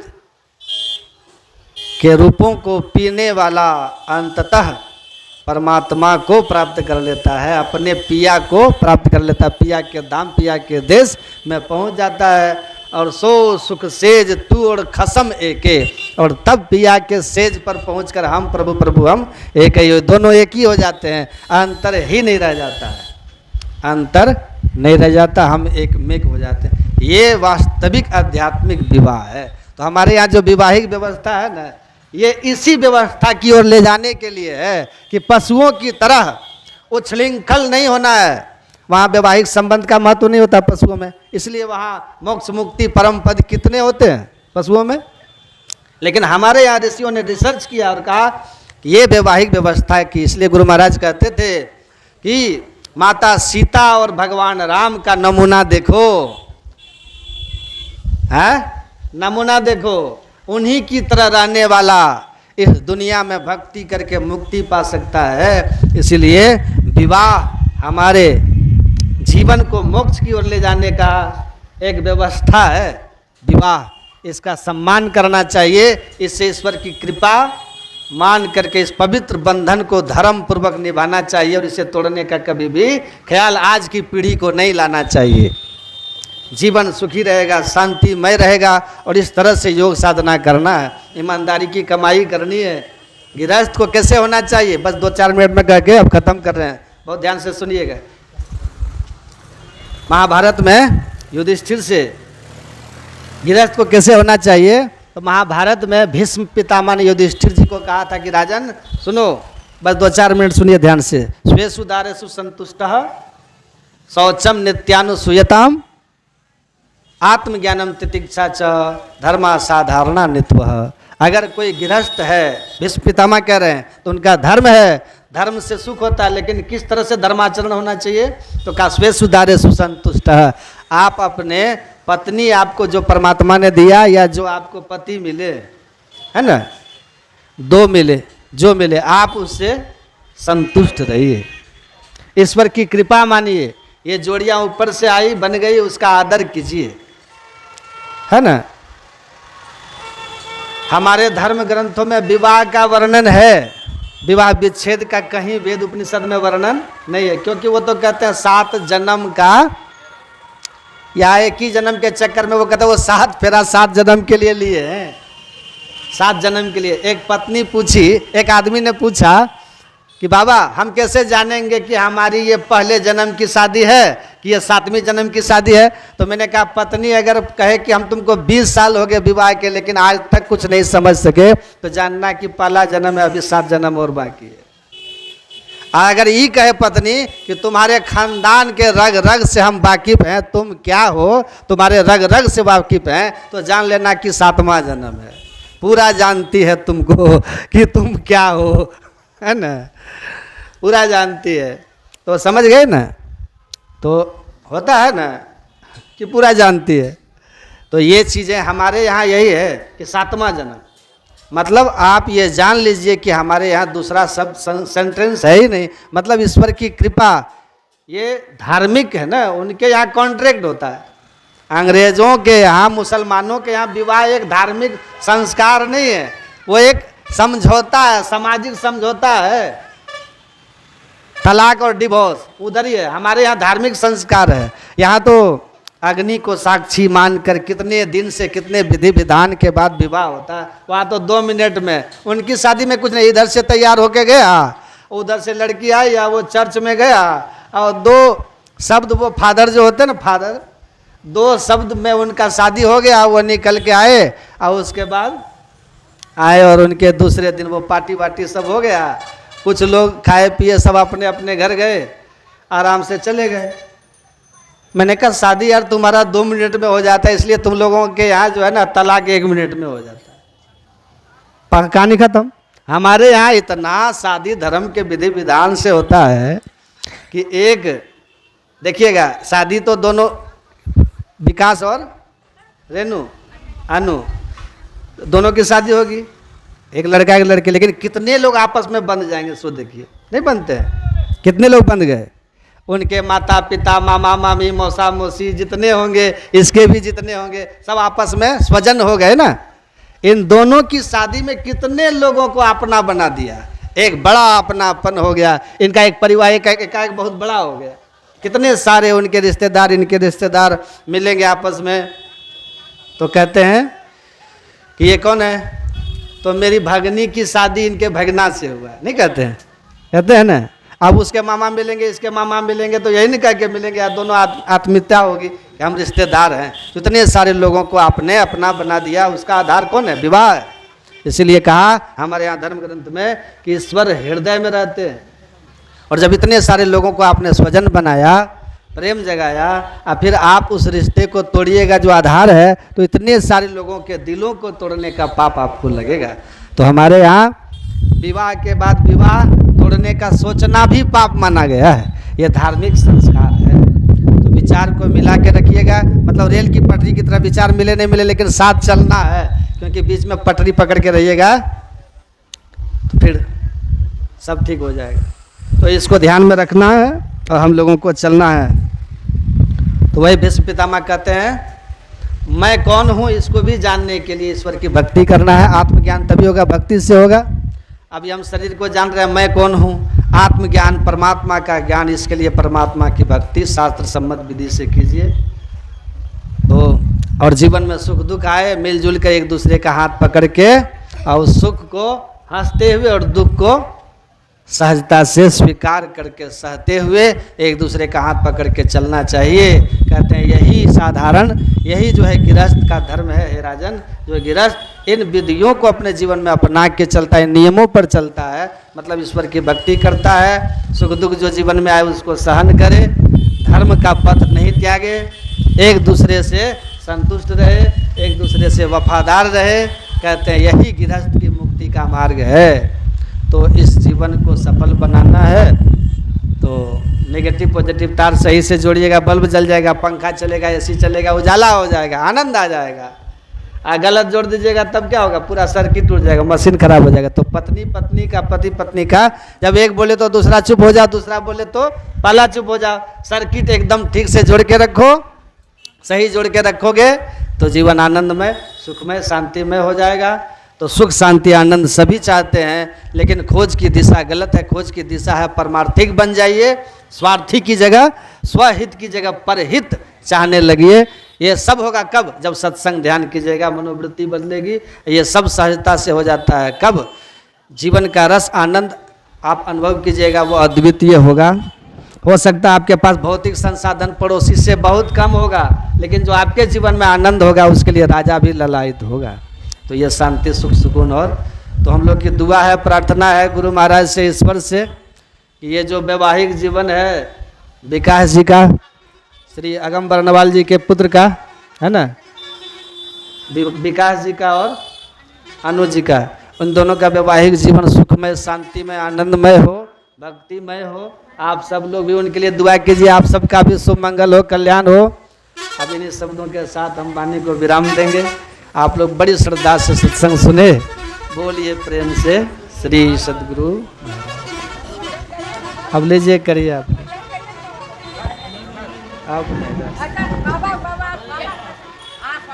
हो रहा है फिर कभी सुना।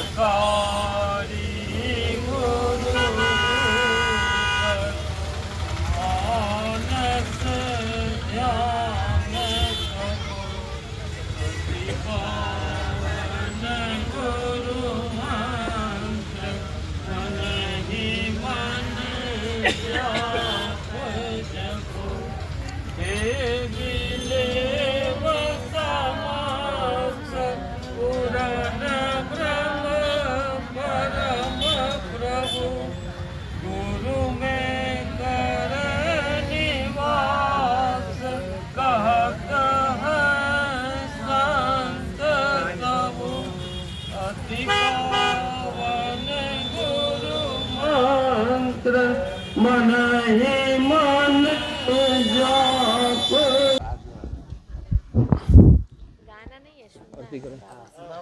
बोलिए श्री सतगुरु महाराज की जय। आरती संग सतगुरु के की जय। अंतर ज्योत होत लख लीजे। पांच तत्व तन अग्नि जराए। दीपक चास प्रकाश करी जय।